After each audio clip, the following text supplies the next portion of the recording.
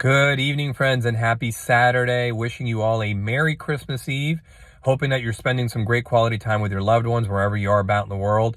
This is day number 54 of our 60-day challenge on goal setting. And today I just want to provide you guys a brief framework around self-forgiveness. Starting first with delineating between guilt and shame. So know that guilt is constructive. Meaning to say, it serves you well to feel and process some level of guilt over a transgression or wrongdoing.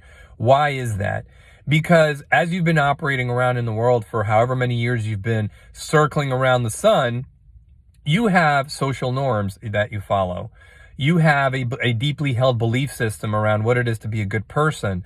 You have basically a code of ethics that you follow. And when you break those things, when you break that code of ethics, you feel a certain level of guilt around that because you know that you've essentially wronged yourself in wronging somebody else. So that's constructive and you can learn from that. What you can't learn from is lingering shame.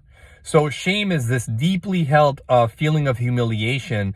Think of the old ball and chain sort of analogy. You sort of lugging around that ball and chain for year on and year on and year on and year on, and you just refuse to let it go. This is lingering shame. And that is literally not serving anybody well, not serving you well. You're not helping the person that you wronged in any way. So delineating between guilt and shame is important. Know that shame is harmful. Guilt, some level of guilt over a transgression or wrongdoing is actually okay. With that, when you've wronged somebody else, admit it. Have some form of acknowledgement, right? To yourself, whoa, I definitely messed up in this scenario. This is something that I cannot do again. So admit it, show some form of self-accountability. Once you've done that, then whomever you've wronged, reach out to them via phone call, preferably in person if that's possible. If that person is ready for you to face them in this way without any further harm or injury emotionally to them, and admit to your mistake and say, I am sorry. So a deeply heartfelt I'm sorry can do so much good for a person. I mean, talk about validation of their hurt and of their harm.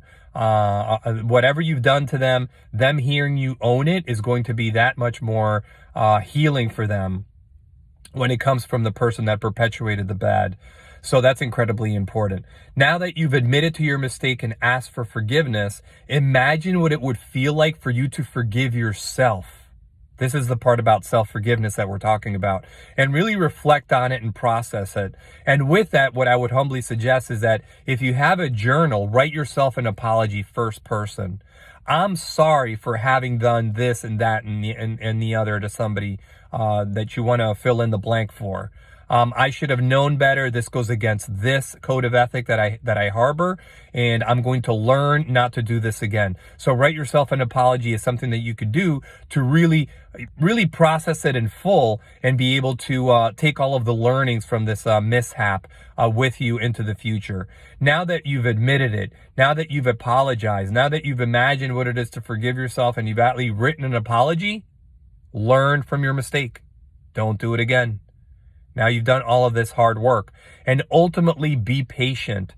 Now, I don't necessarily like so much saying that time is a healer, but it certainly plays a factor. So the person that you've wronged, they're going to need space. And I don't mean only like a physical space, but also a space of time to heal from whatever you've done to them. And you yourself are going to need some physical space possibly from that person that you've wronged, and also a space of time in order to heal from within, from what you've done, and truly be able to process this issue with guilt that you may have, and not fall into shame. So this is kind of a basic framework that we can all follow to self-forgive, and know that if we don't try to process and really deal with these toxic feels that we have around possibly guilt and shame, or at least that lingering shame, it's going to be a constant blockage that keeps us from our better future. So definitely worth our effort. Again, wishing you nothing but peace and love and sunny skies. Thanks again for listening. Bye-bye.